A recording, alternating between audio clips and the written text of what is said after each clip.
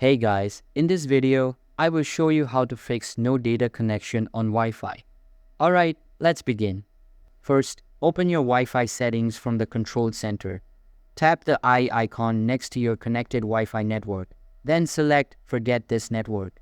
Confirm by tapping Forget and reconnect it by entering your Wi-Fi password again. After reconnecting, scroll down and tap Configure DNS. Change it from automatic to manual. Then tap Add Server and type 8.8.8.8. If that doesn't work, try 8.8.4.4 as an alternative DNS server.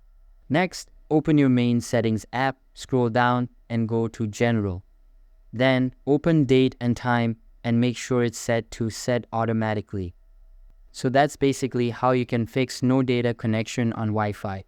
And that's it for this video. If you find this helpful, consider subscribing and giving this a big thumbs up. Thanks.